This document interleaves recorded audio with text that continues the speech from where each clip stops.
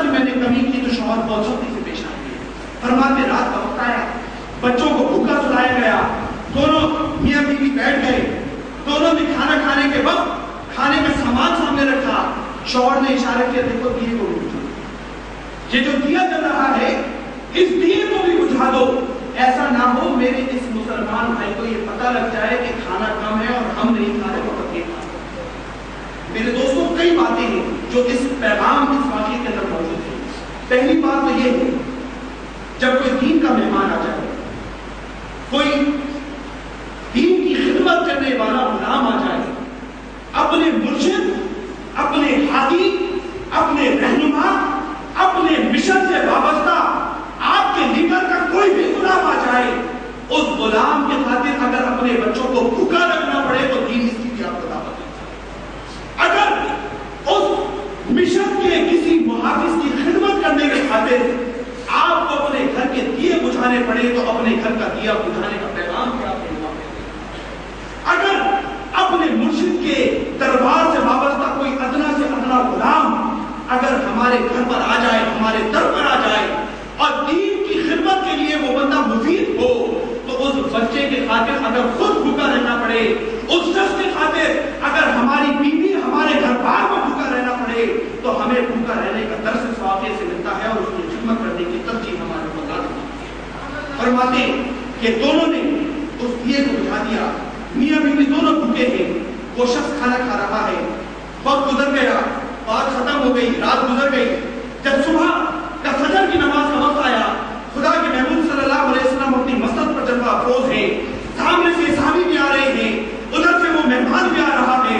خدا کے رسول صلی اللہ علیہ وسلم نے دونوں کو دیکھا اور دیکھ کر فرمایا, لقد عجب اللہ عودیک من فلان و فلانۃ, ارے اس کے شوہر اور اس بیوی نے جو عمل کیا ہے ان دونوں کے اوپر اللہ تبارک و تعالیٰ بھی محبت سے مسکرا رہا ہے. جو عمل ان صحابہ نے کیا ہے یہ وہ عظیم عمل ہے کہ ان کے اس عمل پر اللہ بھی راضی ہو گیا ہے, ان کے اس عمل کو اللہ نے بھی پسند فرما لیا ہے اور اللہ اپنی خوشی کا اظہار.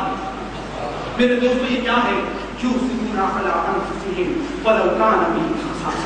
کہ وہ مومنین اپنی جانوں پر اپنے مسلمان بھائیوں کو ترجیح دیتے تھے اور ان لمحات میں دیتے تھے جن لمحات میں خود ان کو بھی اس بات کی بہت زیادہ ضرورت پڑا کرتی تھی. اور آپ کی بات کروں گا, جنگ یرموک بڑی مشہور جنگ ہوئی. اس جنگ کے اندر جب مسلمان فاتح ہو گئے, مسلمانوں کو آخر کے اندر بڑی مشکلوں سے فتح ہوئی. آپ جب فارغ ہوئے, اس جنگ کے اندر اختتامی لمحات چل رہے ہیں, مسلمانوں کے مجاہدین ان کے لاشیں اس جنگ کے میدان کے اندر بکھرے ہوئے ہیں, شہداء ادھر سے ادھر ان کے لاشیں بکھرے ہوئے ہیں. اسی دوران میں کچھ صحابہ کرام اپنے ہاتھوں میں پانی کے کچھ چیزیں لے کر, برتن لے کر ادھر ادھر بھاگتے پھر رہے ہیں کہ اگر کوئی مسلمان زندہ ہو, اس کے اندر تھوڑی سی جان اور نمک موجود ہو, ہم پانی کے چند بوند اس کے حلق میں ڈال دیں, شاید ہماری اس کوشش سے اس کی جان بچ جائے. ان لمحات میں وہ صحابہ کرام جو ادھر ادھر بھاگ رہے تھے, ان میں سے ایک صحابی پہنچا اکرمہ کے پاس. کون اکرمہ؟ آپ سوچے کون اکرمہ؟ وہ اکرمہ جو نبی علیہ السلام کے دین کے سب سے بڑے دشمن ابو جہل کا بیٹا تھا. وہ اکرمہ جو نبی علیہ السلام کے دین کے سب سے بڑے دشمن ابو جہل کا بیٹا تھا. اس اکرمہ کی نبی علیہ السلام کی صحبت میں تربیت کیا ہوئی, وہ تربیت دیکھنے کا وقت ہے. فرماتے آخری سانسیں نکل رہی ہے, یہ صحابی رسول کے پاس پہنچے, کہا اکرمہ پانی کے چند گھونٹ پی لو, اپنی پیاس کو بجھا لو. آپ نے وہ پیالہ لیا, پانی کے وہ گھونٹ منہ میں جانے والے تھے, پیچھے سے آواز آئی, پیاس پیاس, پانی پانی. فرماتے اس آواز سے سننا تھا ایک دم پیالہ پیچھے کیا, کہا جاؤ پہلے میرے اس مسلمان بھائی کی پیاس کو بجھا. فرماتے وہ شخص وہاں بھاگا, خدا کو قسم صحابہ کرام کے ہاتھ میں پیالہ ہے, پیالہ پیش کیا, کہا پانی پی لو.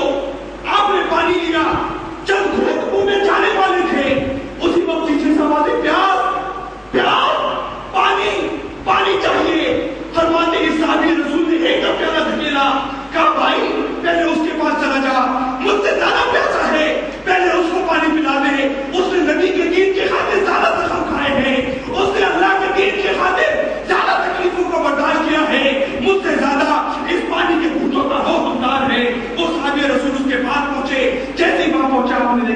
साहब रसूल दाने पानी से वो रुखसत हुए। आप फौरन भागे कि चलो ये तो चलेगा, दूसरे की जान बचाओ। वापस आए, देखा इन साहब रसूल के पास पहुंचे, ये भी दाने पानी से देखा